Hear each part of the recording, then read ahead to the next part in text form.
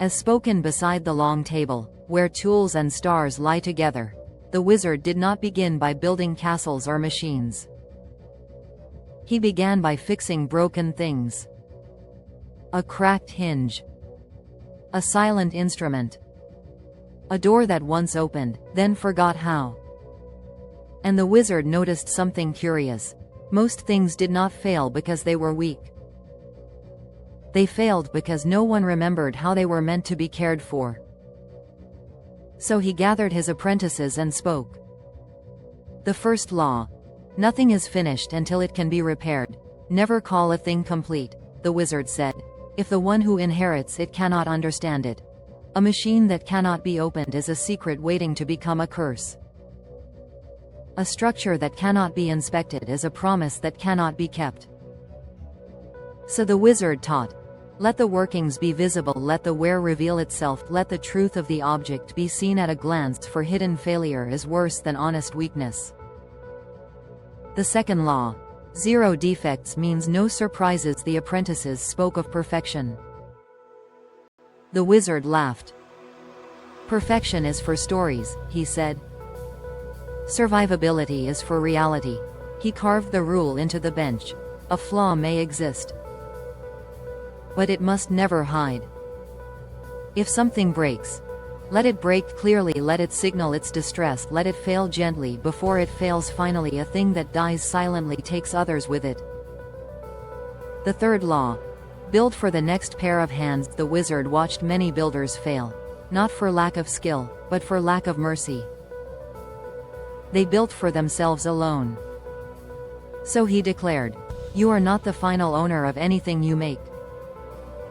Therefore, use few tools, use familiar fasteners, let disassembly be logical, let reassembly feel inevitable. If a tired hand can fix it in the rain, it is worthy. If it requires genius to service, it is arrogance disguised as brilliance. The fourth law. Replace pieces, not souls. The wizard laid out broken machines on the floor. See, he said, they mourn the wrong things. He separated them into piles. Parts that wear, parts that think, parts that endure, and he taught. Never sacrifice the whole for the sake of a part. Let the worn be replaced. Let the thinking be upgraded. Let the enduring remain. That is how a thing lives longer than its maker. The fifth law. Every ending is a beginning in disguise. Beyond the workshop was a quiet place where old things went. Not a graveyard, a threshold. The wizard spoke softly here. When a thing can no longer serve, he said, it must still teach. So every object carried within it a map of its own undoing, a memory of what it was made from, a promise of what it could become again. Nothing was called waste. Only unreturned material. The sixth law. All things speak the same language at last. The wizard brought forth the blocks. Simple. Repeating. Interlocking.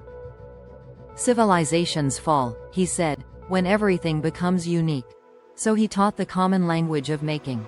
The same holes, the same voltages, the same connectors, the same rhythms. A door from one village could fit a house in another.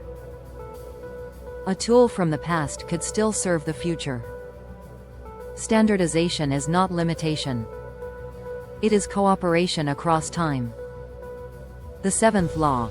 Write it down for those not yet born in the great library. The wizard placed not spells, but instructions. Clear ones. How to use it, how to inspect it, how to fix it, how to take it apart, what to do when it is done.